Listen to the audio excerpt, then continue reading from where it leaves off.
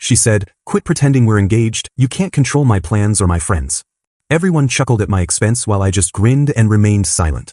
The humiliation stung, but something deeper shifted inside me that night. A quiet realization that would change everything between us.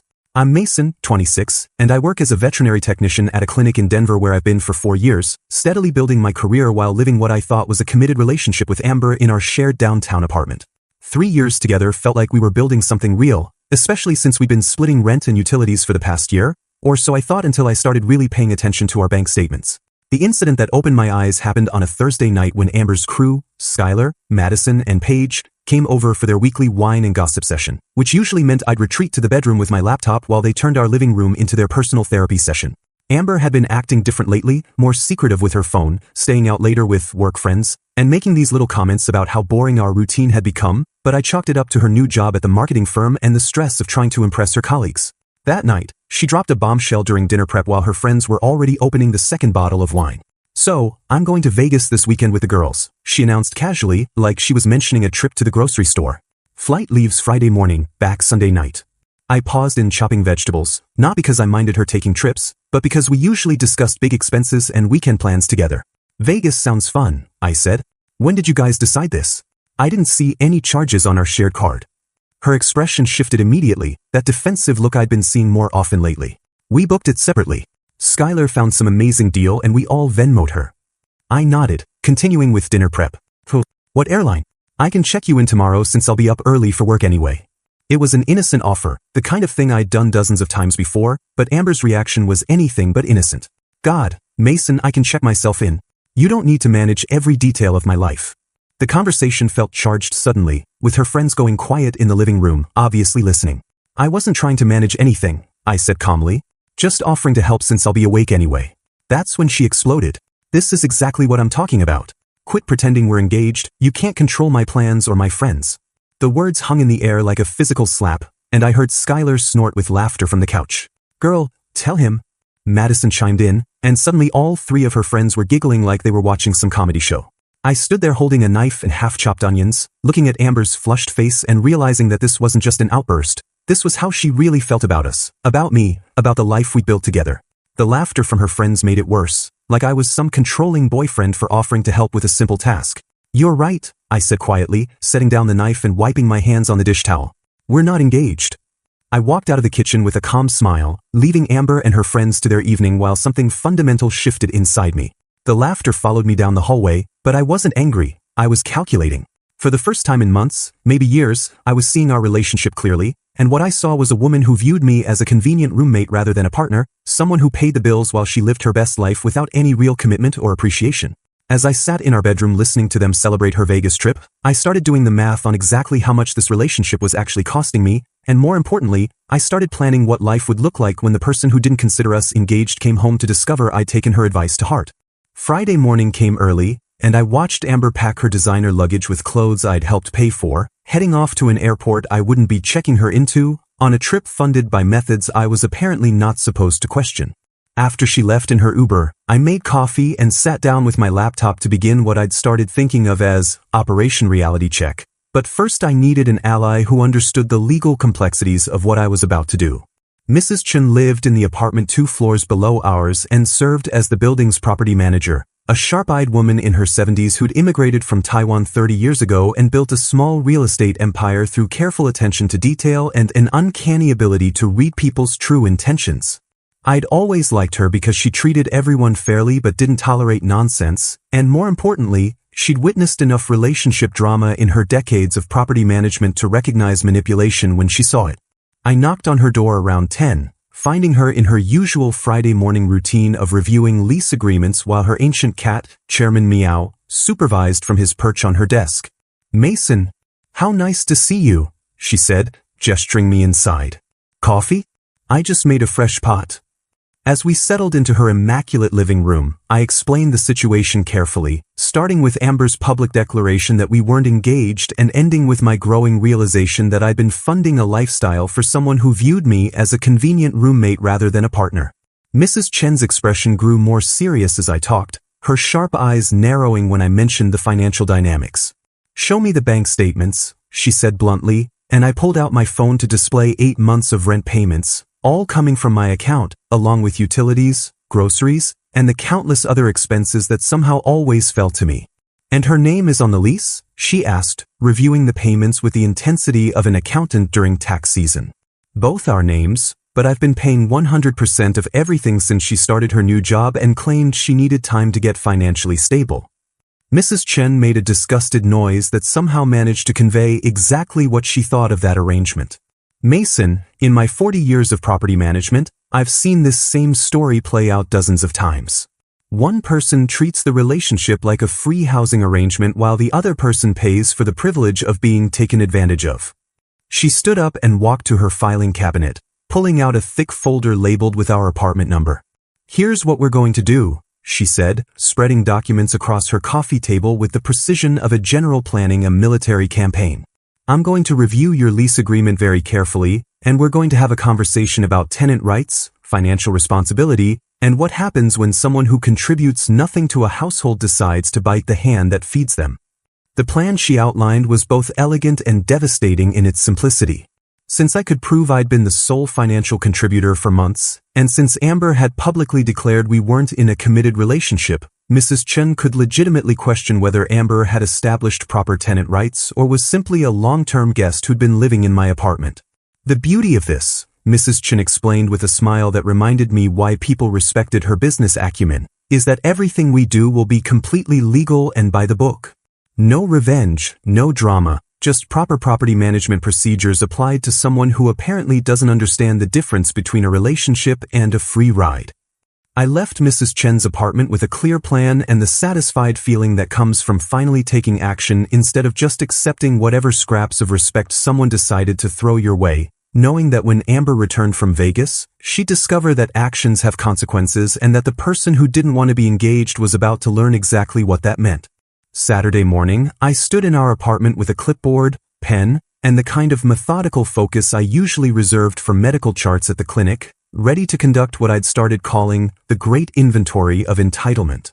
The first step wasn't just packing Amber's belongings, it was conducting a forensic accounting of our shared life to determine exactly what she'd actually contributed versus what she'd simply claimed ownership of through proximity and assumption. I started in the bedroom, carefully examining every item and mentally cataloging who'd purchased what, a process that became increasingly eye-opening as I realized how much of our stuff was actually just mine that she'd gradually taken over. Her clothes went into boxes labeled with my new naming system: designer jeans purchased during broke phase, workout clothes for gym membership I pay for, and my personal favorite, shoes worth more than most people's car payments. The living room proved even more revealing as I rediscovered furniture I'd put in storage when Amber moved in, pieces she declared too masculine for her vision of our space, which apparently meant I'd paid to store my own belongings so she could redecorate with items that somehow always required my credit card despite her strong opinions about the aesthetic choices. I found receipts showing I'd spent over $3,000 on her decorating whims in the past year alone, including $400 on throw pillows that served no purpose other than making the couch uncomfortable and looking good in Instagram photos. Her books, and I use that term loosely since most were clearly purchased as props for her bookshelf aesthetic rather than actual reading material, went into a box labeled Instagram props disguised as literature, while her extensive skincare collection, worth approximately $800 based on my credit card statements, earned the label Beauty Products More Expensive Than My Car Payment. The kitchen revealed the most damning evidence of our lopsided arrangement: expensive organic groceries I'd purchased for her dietary restrictions, specialty appliances she'd insisted we needed but never used, and a wine collection that had somehow depleted dramatically during her girls' nights while I was working late shifts at the clinic. Every item got photographed, cataloged, and carefully packed with the precision of someone who'd finally stopped making excuses for another person's selfishness. By Sunday afternoon, I'd rented a climate-controlled storage unit across town and hired professional movers who handled everything with the efficiency of people who'd seen this exact scenario countless times before, probably wondering why it had taken me so long to figure out what was obvious to everyone else. The transformation of our apartment back into my space was remarkable. I retrieved my comfortable furniture from storage, set up my home office properly for the first time in years, and created a living environment that reflected my actual preferences rather than someone else's Instagram aesthetic. My masterstroke came Sunday evening when I visited the animal shelter where I'd been volunteering for 2 years, finally ready to adopt the senior cats I'd wanted but couldn't get because Amber claimed to be allergic, though she seemed fine around other people's pets when it was convenient for photos. Justice and Karma, both 8-year-old rescues who'd been overlooked for months because everyone wanted kittens, came home with me that night, and I swear they understood immediately that this was their forever home with someone who'd actually chosen them rather than viewing them as inconvenient obstacles to a perfect living situation. As I watched them explore their new territory while Amber posted Vegas party photos to Instagram, I felt something I hadn't experienced in months, complete peace in my own space, surrounded by creatures who were grateful to be there rather than entitled to everything I provided.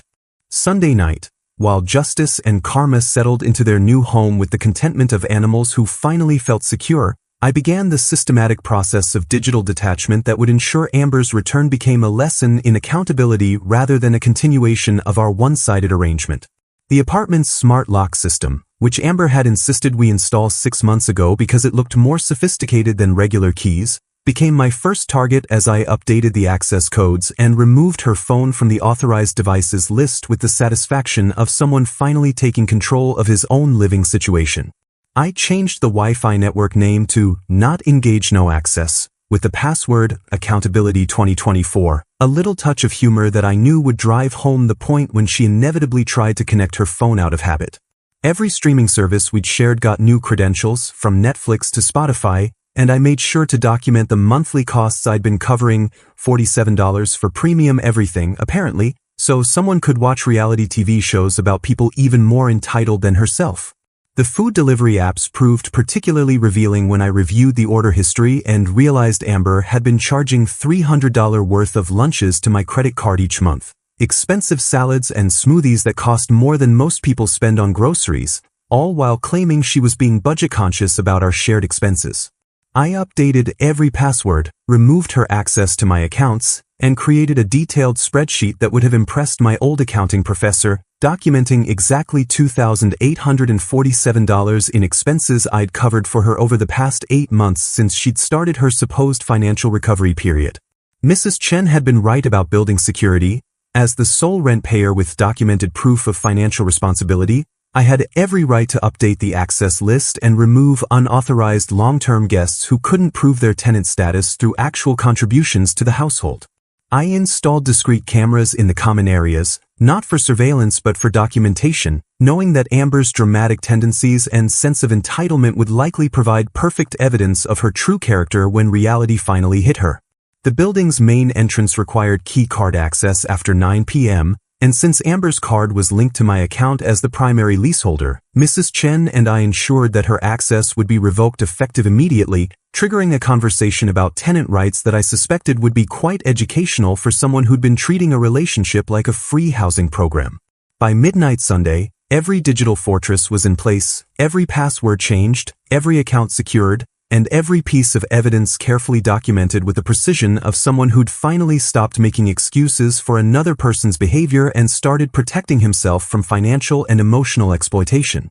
Justice sat on my lap while I finished the last updates, purring with the deep satisfaction of an animal who recognized when someone had finally made the right choice, and I realized that this was what security felt like, not constantly worrying about someone else's expenses, reactions, or entitled demands, but simply living in peace with creatures who contributed affection instead of taking everything while giving nothing in return. Amber's initial shock transformed into pure rage within minutes, and I watched from my living room as she began pounding on the apartment door with the fury of someone who'd never been held accountable for her actions, screaming demands about her rights while threatening lawsuits that we both knew she couldn't afford and social media exposure that would only backfire spectacularly. "Mason, open this door right now. You can't just steal my stuff and lock me out. This is illegal." Her voice carried through the hallway with the hysteria of someone discovering that consequences were real and immediate, while I sat calmly recording everything through the security system with Justice purring on my lap and Karma supervising from her perch on the windowsill. The beauty of Mrs. Chen's approach became clear as Amber's threats grew more desperate and less coherent.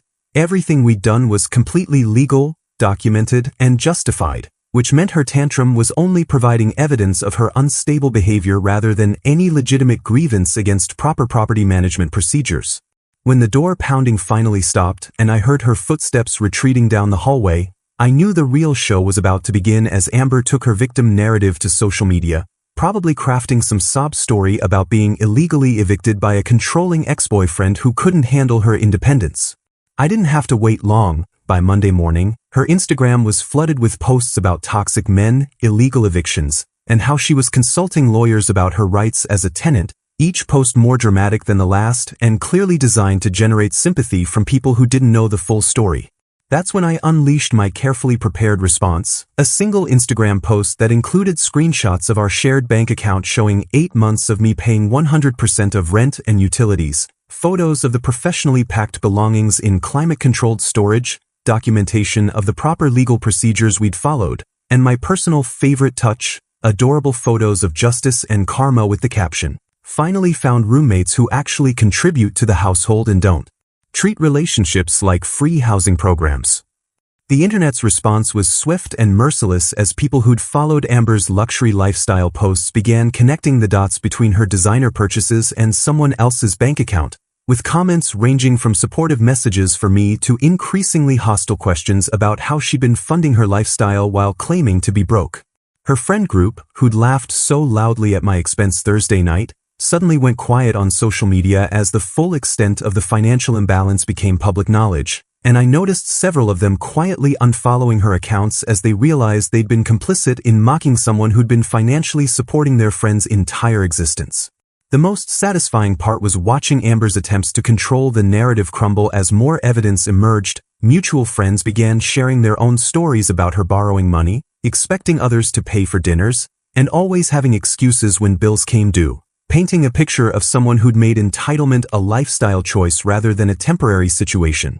Tuesday morning brought the inevitable phone call from Amber's hastily hired lawyer, a conversation that lasted exactly 7 minutes before he politely withdrew from representing her case after reviewing my documentation and realizing she had no legal standing whatsoever and would likely owe me money if we went to court.